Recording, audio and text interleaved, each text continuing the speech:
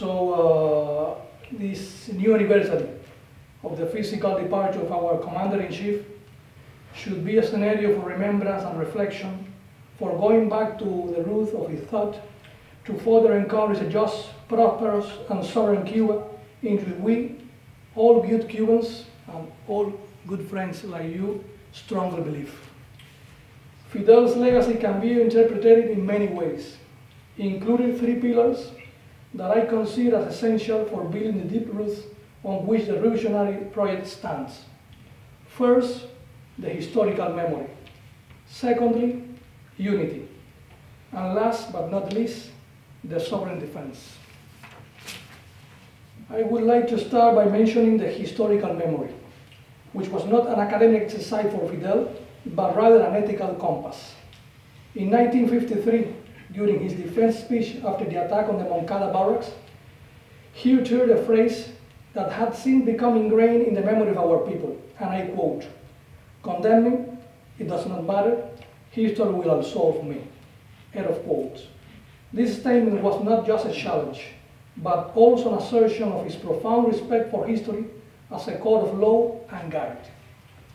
Fidel understood that each revolution step should be in line with the nation's roots and previous fights, which is confirmed by his constant reference to José Martí, particularly in the first declaration of Havana in 1960. There, he proclaimed that the Cuban people's voice rose alongside that of Martí to denounce the Monroe Doctrine and all forms of foreign domination. This connection between history, identity, and political project was more than just rhetoric. It formed the intellectual foundation of the revolution. This is why, on October 10, 1968, Fidel stated that the Cuban Revolution was the result of a century of struggle and what had been gained and lost over that long period. Unity preservation was another key aspect of his thinking and effort as a leader, a virtue that Fidel considered indispensable for overcoming the challenge of a small country in a complex geopolitical scenario.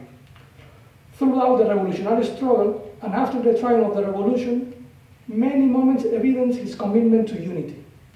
One clear example of Fidel's leadership, similar to Martí's during his time, was the historical relationship between the July 26 movement and the numerous organizations that existed throughout the revolutionary struggle, which ended being fundamental to uniting different forces in the same battle and focused them on combating a common enemy.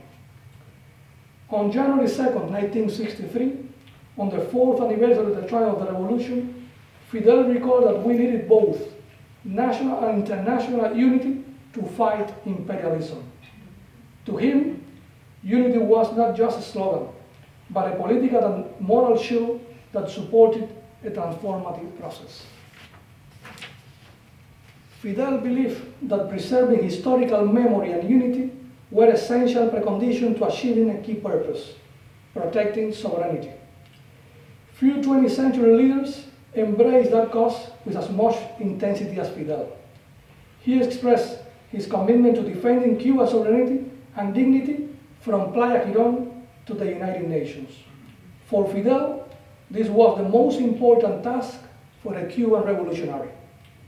During the World Meeting of Solidarity with Cuba on November 25, 1994, which coincided with one of the most difficult periods in recent history, Fidel declared, I quote, "We would rather die than renounce our sovereignty," end of quote.